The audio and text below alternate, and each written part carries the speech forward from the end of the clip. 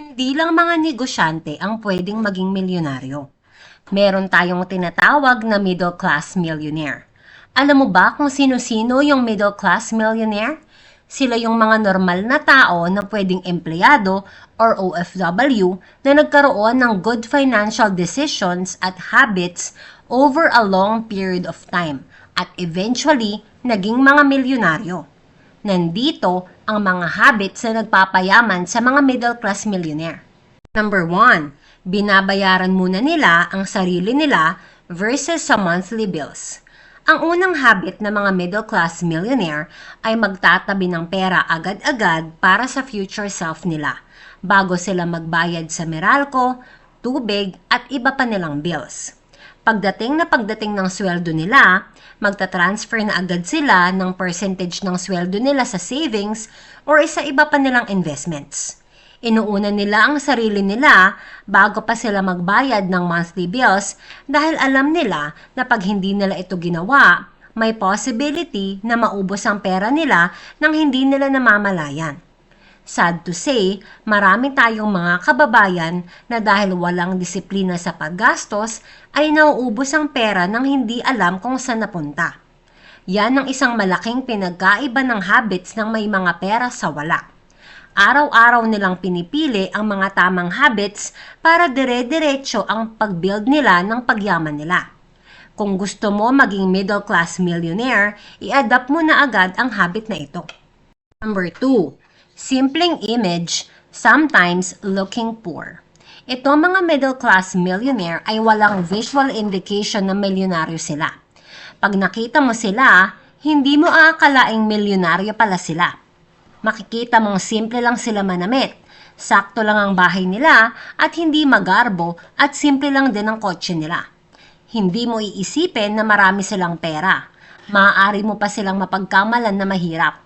Alam nila na maraming benefit ang pamumuhay ng simple kaysa bumili ng mga branded items. Ang mga ekstrang pera nila, imbes na mapunta sa luho, ay napupunta sa pag-iipon at pag-iinvest. Ang yaman ng mga middle class millionaire na ito ay hindi mo makikita sa panlabas nilang itsura. Makikita mo sa bank account nila at sa mga investments na meron sila. Ika nga, their wealth is hidden. Yung kakilala ko na middle class millionaire na may apartment building at iba pang mga properties, hindi mo aakalain na mayaman pala. Dahil pag nakita mo, sobrang simple. Nagko-commute at namamalengke. Pero ang totoo, mayaman talaga siya.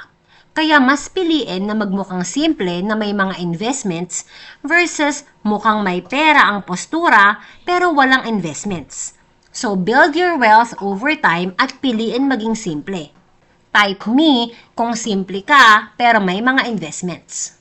Number 3, focus sa pag-decrease ng expenses.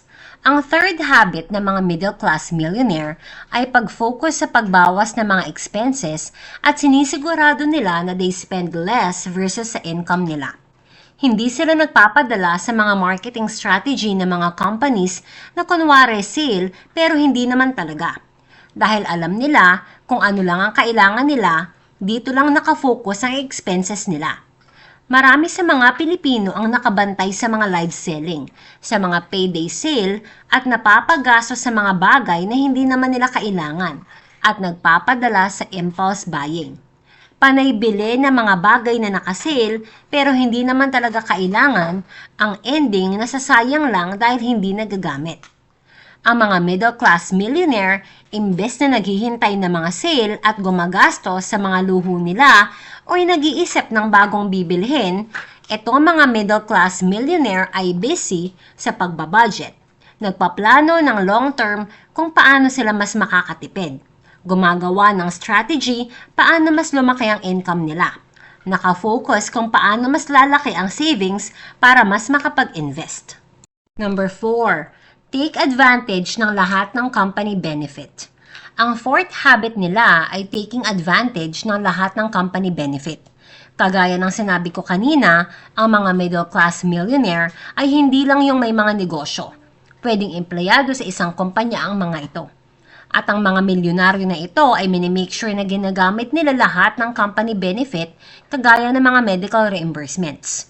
Maraming kumpanya ang may ganitong benefit na magpapakita ka ng mga resibo ng mga gamot or vitamins na recommended sa iyo ng doktor at ire-reimburse sa iyo ng company ang mga nagastos mo.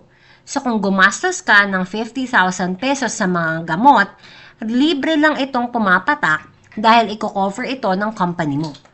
Ito ay isa lang sa example ng employee benefit na tinitake advantage ng mga middle class millionaire. Dahil sobrang dami pang company benefit ang na-experience nila na nakakatulong sa pagdami ng pera nila. Type mo naman sa comment section kung may ganitong benefit ang company mo. Please share with us. Number 5. Pagbili ng simpleng sasakyan.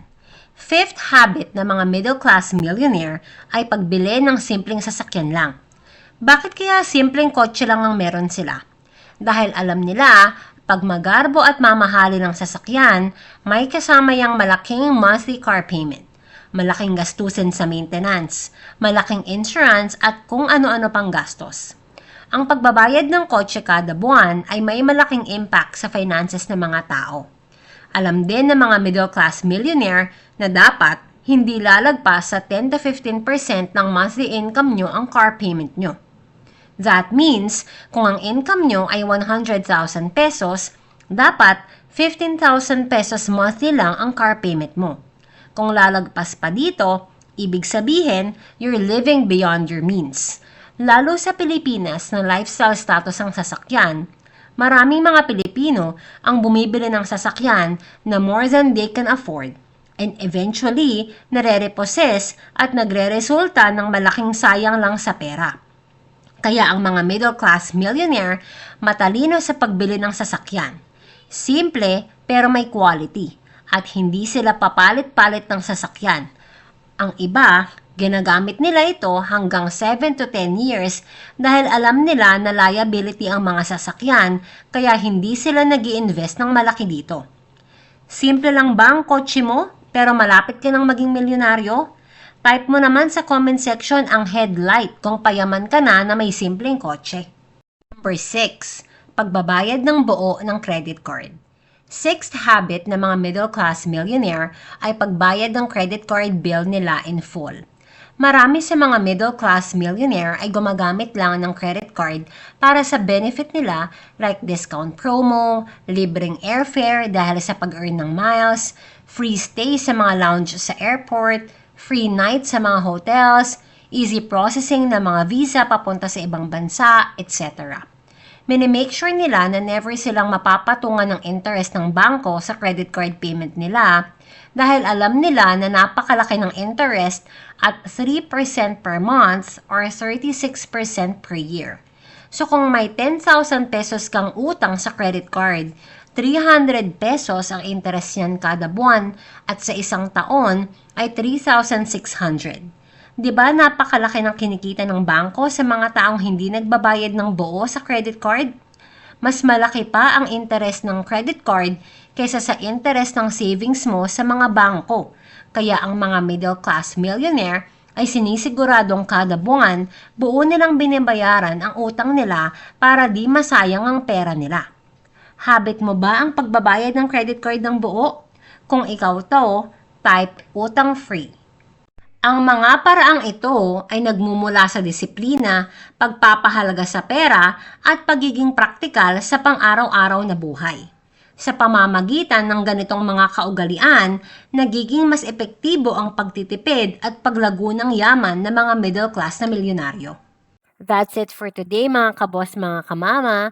I hope day by day natutulungan ko kayo to be more intentional with your money para in the future together we can all build generational wealth para sa pamilya natin. Good luck!